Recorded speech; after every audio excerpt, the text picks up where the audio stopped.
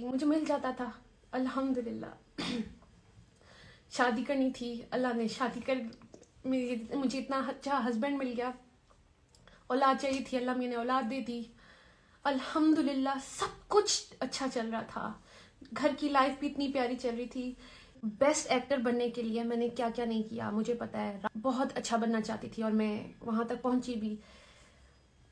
Best actor.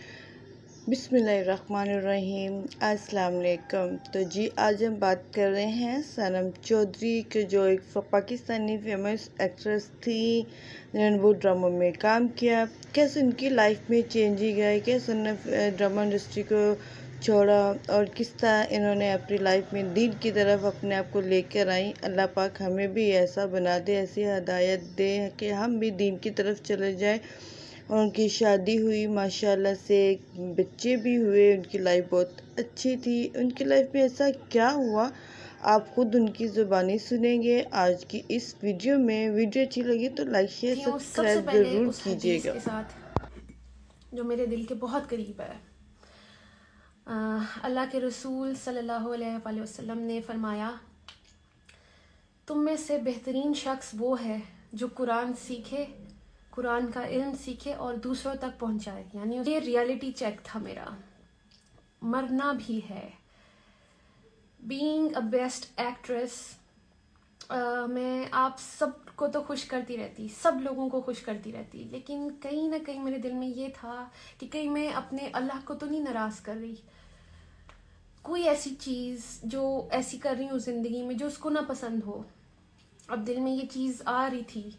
Also इतनी शुक्रगुजारी थी, इतनी शुक्रगुजारी थी ज़िंदगी में कि अल्लाह मेरे से जो मांगती थी वो मुझे दे देता था। जो जो मांगती थी मुझे मिल जाता था। एक सुकून की कमी थी। मुझे बाद में समझ आई कि वो सुकून था जो मुझे सुकून की तलाश थी। मतलब सब कुछ था मेरे पास, सिर्फ सुकून को ढूंढ रही थी। और लेकिन एक दिन एहसास हुआ कि मुझे जिंदगी में चाहिए क्या था। अच्छा, जब ये मैंने सोचा तो मुझे समझ आई मुझे तो फैमिली चाहिए थी। फैमिली में मिल गई।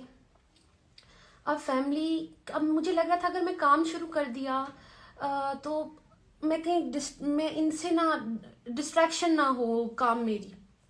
तो अच्छा, मुझे समझ नहीं आ रही थी कि मैं क्या करूं।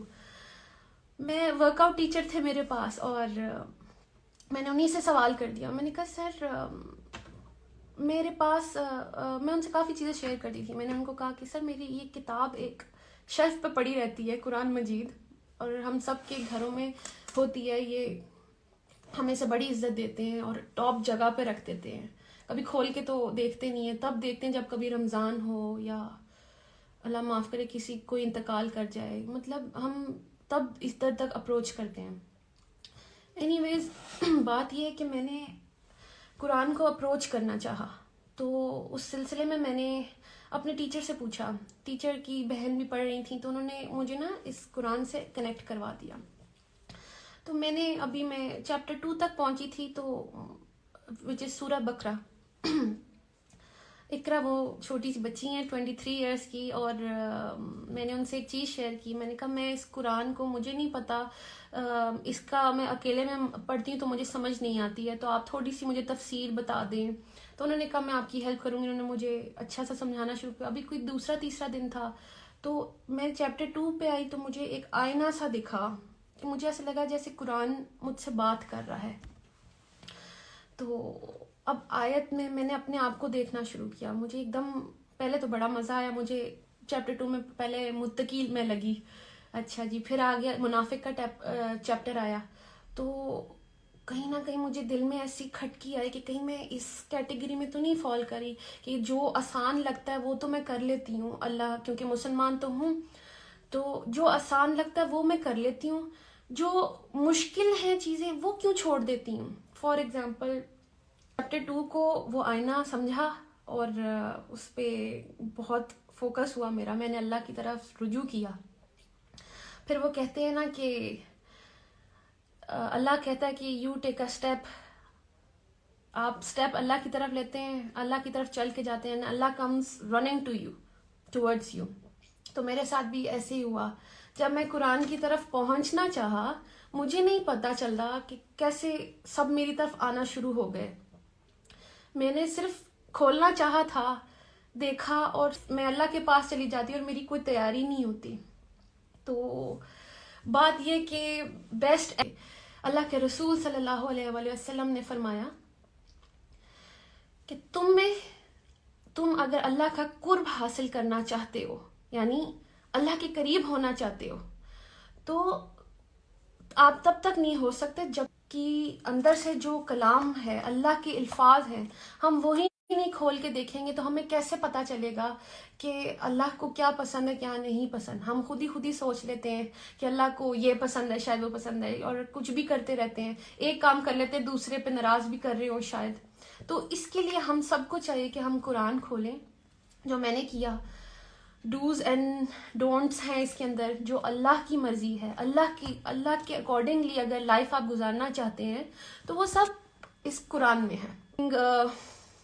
आयत है, मैं आपसे वो शेयर करूंगी जिसने मतलब मेरी जिंदगी बिल्कुल ऐसे चेंज कर दी, मतलब टोटल चेंज। मैं आपसे वो आयत शेयर करूंगी और मैं चाहती हूँ कि मेरे सर जो नजम शराज हैं वो भी हमें जब तक ज्वाइन कर लें।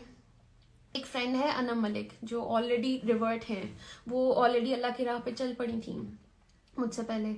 वो बड़ी इंस्पिरेशन बनी मेरे लिए। मैं उनकी स्टोरीज देख रही थी तो मैंने उनको देखा कि वो एक बड़े मजे का कुरान मजीद उन्होंने शेयर किया, उसमें से कोई आयत मैंने पढ़ा, मैंने कहा कितना आसान है। मैंने उनको कांटेक्ट किया एंड देन उन्होंने मुझे मुबारकबाद दी एंड देन उन्होंने मुझे एक प्लेटफॉर्म बताया विच इज़ अर्रहमान अर्रहीम, जो कि मेरे सर बाबर चौधरी जो हैं, मैं आपसे उनका भी शेयर करूंगी, उनका है। और उसमें नजम भाई से मुझे कांटेक्ट करवाया अनम मलिक ने। मैंने नजम भाई में बहुत कंफ्यूज थी क्योंकि आज तक मैंने कभी किसी को कांटेक्ट खुद से नहीं किया था, लेकिन मैं ज़ाहिर है अल्लाह चाह रहा था तो मैंने नजम भाई को कांटेक्ट किया और नजम भाई से मेरे सेशंस हुए। मेरे पास इतने सवाल थे करने को और उन्होंने मेरे सारे सवालों के जवाब दिए। मिल जाता है तो वो आगे भागने शुरू हो जाते हैं, आगे क्या है। तो अल्लाह भी कुरान में एक जगह फरमाते हैं 13 की 28 है कि दिलों को इत्मीनान सिर्फ इधर से ही मिलता है। मैं आपको वो 13 की 28 मैं अभी आपको बल्कि पढ़ के सुनाती हूँ। मुझे जो मेरी ज़िंदगी में बेसुकूनी थी, जो एक रेस लगी हुई थी पता नहीं किस चीज़ से, जो कि ख़त्म ही नहीं होती थी, मैं आपको बताती हूँ मेरी रेस कैसे ख़त्म हो रही है, मेरी ज़िंदगी में सुकून कैसे आया है।